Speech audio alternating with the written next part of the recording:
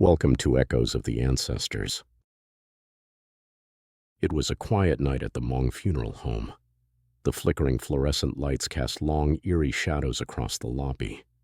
Pao, the overnight worker, sighed as he wiped down the counters. It was his job to make sure everything was in order while the family kept vigil in the main hall, a custom on the first night, ensuring the deceased wasn't left alone. He glanced at the clock. Midnight. The family had fallen into an exhausted sleep, huddled on mats and chairs in the hall. Only the soft hum of the air conditioning and the faint scent of incense filled the air. Pao stretched, thinking about how long this shift felt. As he moved toward the kitchenette to make himself tea, he heard a soft knock at the counter.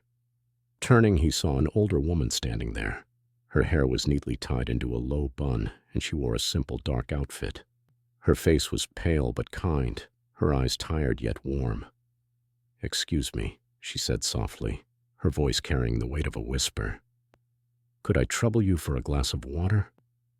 Pao blinked in surprise. He hadn't seen her earlier. Was she part of the family? Perhaps one of the relatives who had just arrived? "Of course, Auntie," he replied politely, moving quickly to fetch a glass. He poured the water carefully and handed it to her. The woman took it with a small smile. "Thank you, son," she said, before turning and walking down the dimly lit hallway that led to the main hall. Pao watched her go, puzzled. The hall was quiet, and the family remained undisturbed. She must have gone to sit with the others, he reasoned. The rest of the night passed uneventfully. At dawn, the family began to stir. Pao tidied up, ready to hand over his duties to the day staff. As the family gathered around the casket, preparing for morning prayers, Pao noticed a sudden commotion. Whispers turned to gasps, and then a murmur of disbelief spread through the room. "What's wrong?" Pao asked, stepping closer. One of the women turned to him, her face pale. Her lips, they're wet. Pao's stomach dropped. He looked at the open casket. The deceased woman lay there, serene and unmoving. Yet her lips glistened unnaturally, as if freshly moistened. His mind raced. The older woman from the night before, her face flashed vividly in his memory. The low bun, the soft voice, the tired eyes. He felt the glass of water he had handed her still cold in his hands. Who else was here last night?" one of the family members asked, their voice trembling. "No one," Pao stammered. "Just me."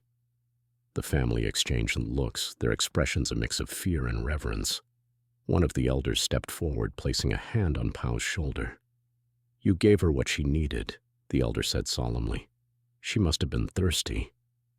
Pao's chest tightened. He wanted to explain, to argue that it was impossible, but deep down he knew the truth. The older woman wasn't a guest. She was a part of the family. In a quiet suburban neighborhood in the United States, the funeral of an elder named Cha was underway.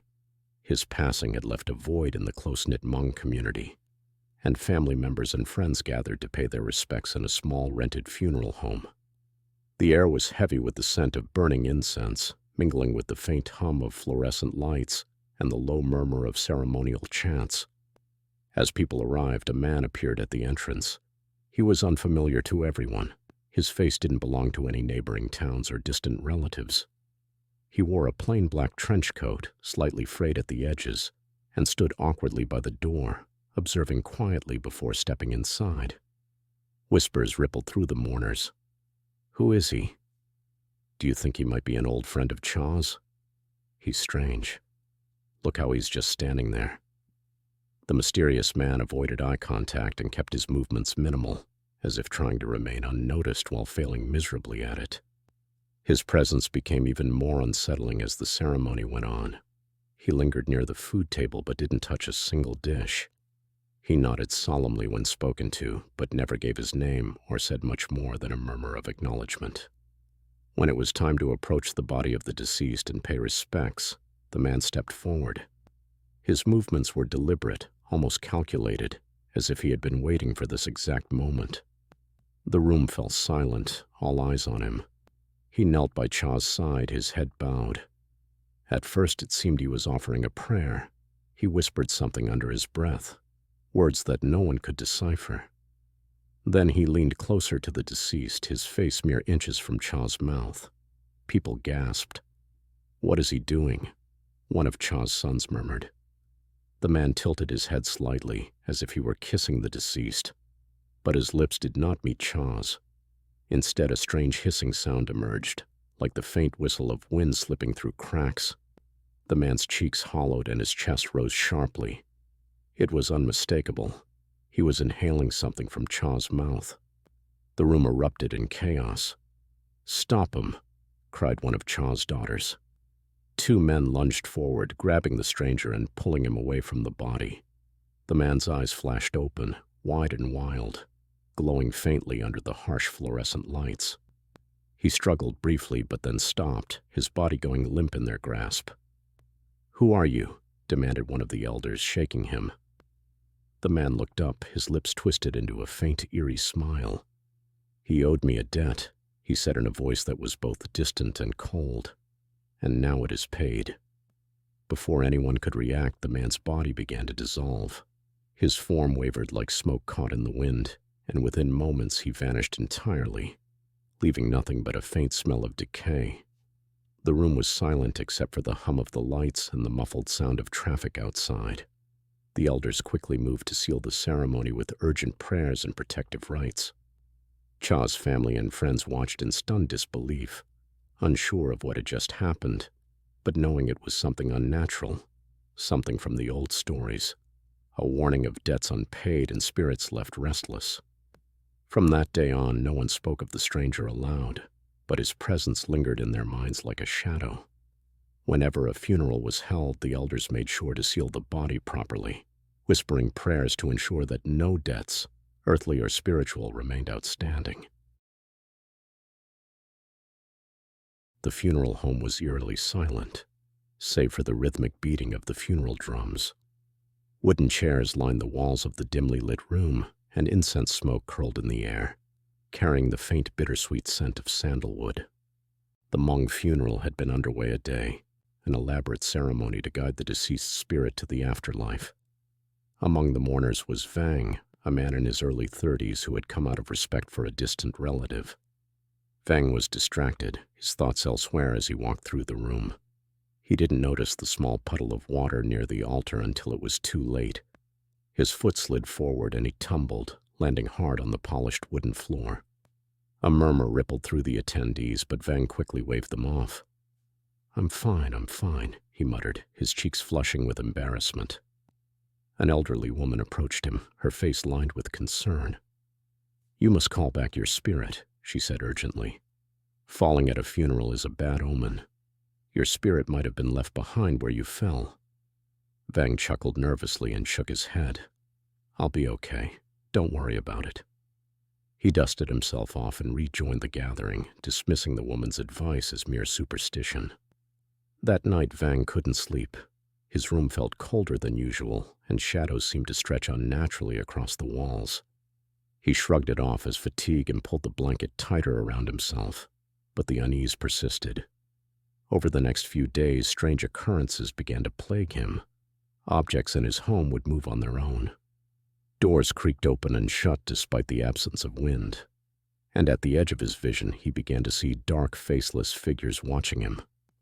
One evening, as he stood at the kitchen sink, he felt a presence behind him. Turning quickly, he saw nothing but the faint outline of a shadow lingering in the doorway. His heart raced, and for the first time fear crept into his thoughts. A week later, Vang fell ill. His body felt heavy, his energy drained. No matter how much he slept, he woke up feeling worse. His family noticed his pallor and the haunted look in his eyes. "We need to call a shaman," his mother insisted. Vang was too weak to argue. The shaman arrived the next morning, an older man with calm eyes and an air of authority. He brought with him a bundle of herbs, a small gong, and other ritual items. The shaman walked through the house, muttering prayers under his breath. When he reached the kitchen, he paused. "Your spirit is not with you," the shaman said solemnly. "It remains where you fell." Vang's mind flashed back to the funeral home and the puddle of water. He felt a chill run down his spine. The shaman prepared for the ritual to retrieve his spirit, lighting incense and chanting. Vang's family watched in silence, their faces pale with worry. As the shaman worked, Vang's body began to convulse. He felt as though he were being pulled in two directions. Suddenly, his vision blurred, and he found himself standing back at the funeral home. The room was empty now, but in the spot where he had fallen, a dark figure loomed. It reached out to him, its hand cold and clammy. "You left me behind," the figure whispered, its voice echoing in his mind. Vang realized it was his own spirit, fragmented and angry. Trembling, he reached out, grasping the figure's hand. A surge of warmth flooded through him as the shaman's chants grew louder. The figure dissolved into light, and Vang felt himself being pulled back to his body. When he opened his eyes, he was lying on the floor of his home, the shaman standing over him. The oppressive heaviness that had plagued him was gone. "Your spirit has returned," the shaman said with a small smile. "But remember this lesson. Never ignore the signs. The world of spirits is closer than you think." From that day forward, Vang treated the traditions of his ancestors with a newfound respect. The shadows in his home disappeared, and his health returned. But he could never forget the feeling of being fractured, the chilling reminder of how easily one could lose touch with their own soul.